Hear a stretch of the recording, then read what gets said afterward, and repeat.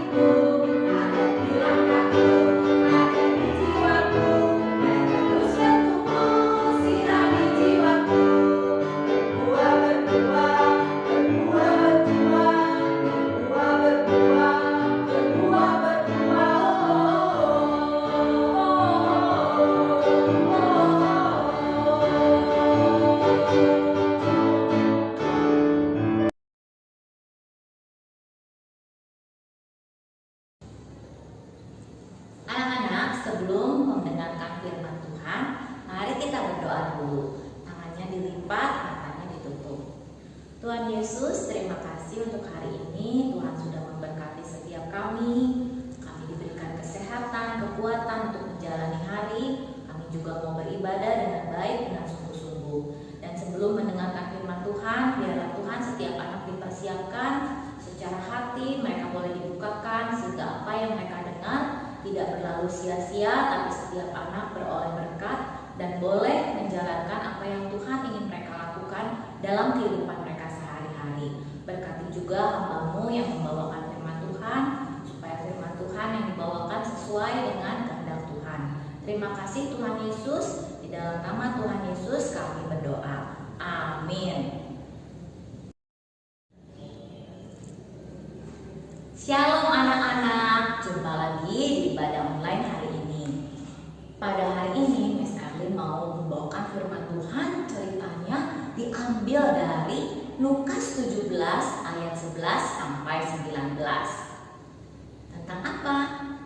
Tuhan Yesus menyembuhkan 10 orang kusta. Nah, sebelum Miss Erlin mulai cerita, Miss Erlin mau tanya dulu nih sama anak-anak di rumah. Gak, penyakit kusta itu seperti apa sih? Ya, ada yang tahu, ada yang belum tahu ya. Ada yang bilang apa? Itu loh Miss, yang ceplok-ceplok ininya lepas-lepas. Mendekati ya. Tapi untuk lebih jelasnya, misalnya mau cerita sedikit tentang kusta ya, supaya anak-anak di rumah tahu dan punya gambaran ya benar-benar seperti apa penyakit ini. Penyakit kusta itu disebabkan karena bakteri anak-anak ya. Bakterinya namanya Mycobacterium leprae ya. Bakteri ini ditemukan pada tahun 1873 oleh seorang penemu yang bernama berkebangsaan Norwegia. Namanya agak susah nih. Gerhard Henrik Almauer Hansen. Nah, itu namanya ya. Bapak Hansen ini menemukan bakteri penyebab penyakit kusta atau disebut juga penyakit lepra atau sering juga disebut morbus Hansen karena penemunya adalah Bapak Hansen ini. Ya, bakteri ini anak-anak menggerogoti ya, menyerang jaringan kulit, ya, saraf-saraf tepi, bahkan juga sampai ke mata ya. Jadi tidak hanya membuat kulit menjadi seperti melepuh gitu ya, gatal-gatal, kemerahan gitu, pokoknya tidak bagus gitu kelihatannya, ngeri gitu, seperti kamu bisa lihat di gambar ya, merah-merah seperti itu. Nah, bakteri ini kalau tidak diobati, lama-kelamaan dia akan merusak seluruh bagian tubuh ya, bisa dari atas sampai ke ujung kaki ya. Dan untuk waktu yang lama 2-10 tahun itu mulai terlihat. Semakin parah penyakitnya sehingga yang terkena bakteri ini bisa kehilangan anggota bagian-bagian tubuhnya. Mungkin jarinya sedikit demi sedikit hilang ya, mungkin hidungnya, telinganya, matanya sedikit demi sedikit bisa mengalami kebutaan ya. Gambarannya seperti itu. Nah, ini ada contoh-contoh ya, gambar dari penyakit kusta ya. Gambar di sini ada seorang bapak masih muda, umurnya 24 tahun ya, tapi anak-anak bisa lihat, aduh itu wajahnya terserang kusta bisa sampai seperti itu ya, bengkak-bengkak, tampilannya sangat tidak mengenakan ya, serem gitu. Nah, itu gambaran dari penyakit kusta. Nah, misalnya kembali ke cerita dari Lukas 17 ya, dimana pada suatu hari Tuhan Yesus sedang dalam perjalanannya ke Yerusalem. Nah, ketika dalam perjalanan ke Yerusalem, Tuhan Yesus itu melewati perbatasan Samaria dan Galilea. Nah, ketika memasuki suatu desa, dari kejauhan Tuhan Yesus ada yang panggil-panggil ya anak-anak ya. Ada 10 orang kusta yang memanggil Tuhan Yesus dari jauh. Guru, kasihanilah kami, Guru. Tuhan Yesus melihat ya, wah dari jauh kelihatan ya, anak Tuhan Yesus pasti tahu itu sakit penyakit 10 orang ini ya, mereka terus berteriak-teriak lagi, "Guru, guru kasihanilah kami." Lalu Tuhan Yesus memandang mereka dan Tuhan Yesus berkata, "Pergilah, tunjukkanlah dirimu kepada imam-imam." Hanya dengan perkataan itu, apa yang dilakukan 10 orang ini anak-anak? Ya, mereka menuruti apa kata Yesus ya. Jadi sebelum Tuhan Yesus sampai ke desa ini, mereka itu sudah mendengar tentang banyak mujizat yang Tuhan Yesus lakukan ya. Tuhan Yesus banyak melakukan mujizat seperti menyembuhkan orang buta, menyembuhkan orang lumpuh, dan sebelumnya juga Tuhan Yesus pernah menyembuhkan orang kusta juga, 1 orang kusta ya, ada di Matius 8. Jadi mereka percaya nih, mereka yang sudah tidak punya pengharapan, karena pada zaman itu kusta itu tidak ada obatnya anak-anak, tidak ditemukan penyebabnya, bakteri belum ditemukan. Jadi ketika orang berpenyakit kusta, mereka itu tidak punya harapan untuk sembuh ya. Mereka akan larut dalam kesedihan mereka sendiri. Mereka melihat mungkin sedikit demi sedikit penyakit itu menggerogoti tubuh mereka. Mereka sedih sedikit demi sedikit, wajahnya menjadi yang cantik, yang ganteng, jadi malu ya. Melihat orang lain pun malu, tutup muka mungkin ya, karena tidak karuan bentukannya ya. Belum lagi mereka itu harus dikucilkan dari tengah masyarakat, bahkan dari keluarga mereka ya. Keluarga terdekat pun tidak ada yang mendekat-dekat karena penyakit ini menular. Jadi ketika mereka mendengar Tuhan Yesus akan datang, mereka melihat dan Tuhan Yesus berkata, menyuruh mereka untuk menemui imam-imam, mereka langsung pergi. 10 orang kusta ini tidak banyak tanya, dengan iman mereka bergegas pergi menuju bait Allah. Nah, apa yang terjadi selanjutnya? Sebelum mereka sampai di bait Allah, mereka masih dalam perjalanan. Mereka melihat tubuh mereka yang tadinya luka-luka ya, penuh dengan borok, sedikit demi sedikit hilang ya. Tubuh mereka mulus lagi, mereka pegang mukanya, aduh, tadinya berudukan gitu ya, beruntusan, tidak berbentuk. Ketika mereka pegang, aduh, muka saya kembali halus, kembali ganteng, kembali cantik ya. Lihat tangan mereka, tubuh mereka, kaki mereka, wow, semuanya sudah kembali seperti semula. Belum lagi anak-anak mereka terkejut ya, tangan mereka mungkin yang jari-jari yang tadinya sudah hilang, tiba-tiba ada lagi lengkap, jari-jari kaki semuanya lengkap, mereka sembuh. Waduh, luar biasa ya. Mereka senang, tentunya mereka senang banget karena penyakit yang tidak ada tabib yang bisa menyembuhkan, tidak ada obatnya, tapi setelah bertemu dengan Tuhan Yesus, mereka beroleh kesembuhan. Wah, sukacita yang luar biasa ya. 10 orang ini sukacita ya. Tapi sayang anak-anak ya, dari 10 orang ini semuanya senang, luar biasa senang. Tapi ada 1 orang saja yang senang, nyanyi-nyanyi, lari-lari yang terus memuji Tuhan sepanjang jalan, kembali mencari Tuhan Yesus. Wah, 1 orang ini ya, orang Samaria ya, sambil jalan kembali ke tempat yang sebelumnya, dia nyanyi-nyanyi, dia memuji Tuhan, dia kembali mencari Tuhan Yesus. Wah, dia senang banget anak-anak, dan dia tidak lupa ya. Dia percaya kan, setelah berjumpa Tuhan Yesus, dia beroleh kesembuhan. Karena itu dia kembali, dia cari Tuhan Yesus. Ketika berjumpa dengan Tuhan Yesus, dia langsung tersungkur, dia langsung bersujud menyembah Tuhan Yesus ya. Karena saking gembiranya, saking sukacitanya, dia berterima kasih Tuhan Yesus yang luar biasa sudah berhasil menyembuhkan dia. Penyakit yang tidak ada yang bisa menyembuhkan pada zaman itu sudah sembuh ya, tidak ada bekas-bekasnya, tidak ada yang tersisa, semuanya kembali sempurna ya. Tapi Tuhan Yesus melihat ya, 1 orang ini yang kembali. Lalu Tuhan Yesus berkata, kemana 10 orang yang tadi? Bukankah 10 orang tadi juga sudah tahir? Mereka sudah sembuh. Kenapa 9 orang itu tidak ada? Dan hanya kamu, hanya 1 orang kami yang kembali. Bukankah semuanya harusnya mereka mengucap syukur, memuliakan Allah karena mereka sudah sembuh?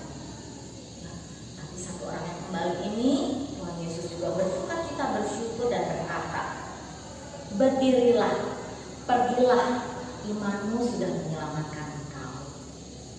Nah, dari ceritanya anak-anak, kita belajar ya dari satu orang Samaria ini yang tidak lupa bersyukur.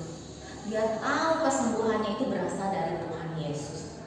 Dia kembali kepada Tuhan Yesus untuk mengucap syukur. Ya, tidak diceritakan yang 9 lagi kemana. Mungkin terlalu bersukacita. Dia langsung mencari, mereka langsung mencari keluarganya atau kemana. Tapi mereka lupa bahwa kesembuhan mereka berasal dari Tuhan Yesus. Mereka lupa untuk mengucap syukur.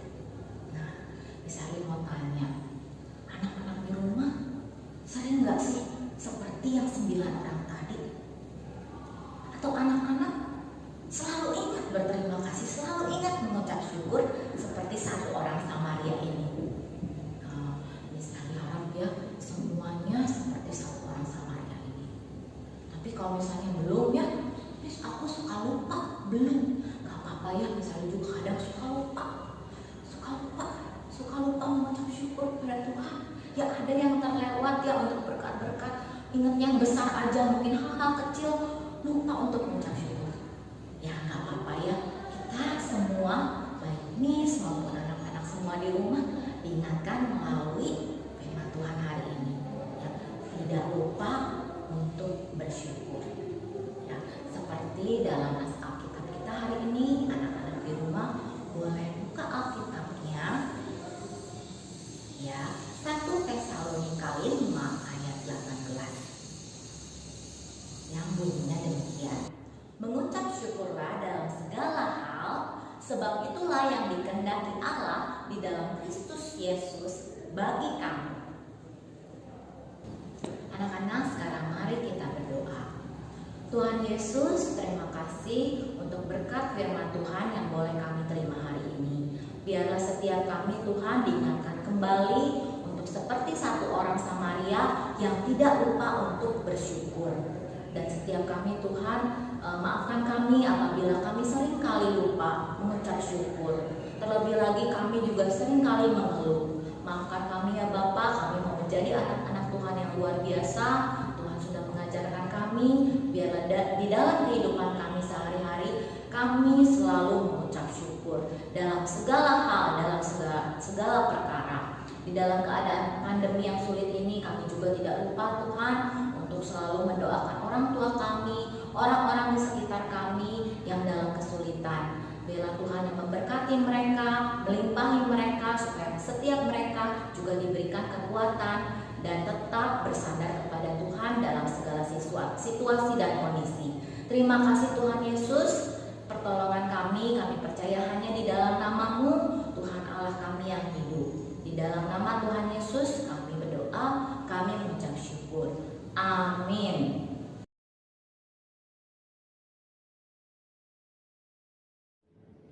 Pengakuan iman rasuli. Aku percaya kepada Allah, Bapa yang Maha Kuasa, Khalik langit dan bumi, dan kepada Yesus Kristus, Anaknya yang tunggal, Tuhan kita, yang dikandung dari Roh Kudus, lahir dari anak darah Maria, yang menderita sengsara di bawah pemerintahan Pontius Pilatus, disalibkan, mati dan dikuburkan, turun ke dalam kerajaan maut.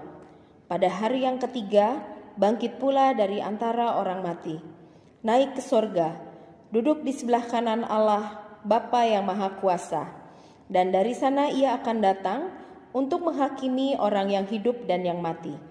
Aku percaya kepada Roh Kudus, gereja yang kudus dan am, persekutuan orang kudus, pengampunan dosa, kebangkitan tubuh, dan hidup yang kekal. Amin.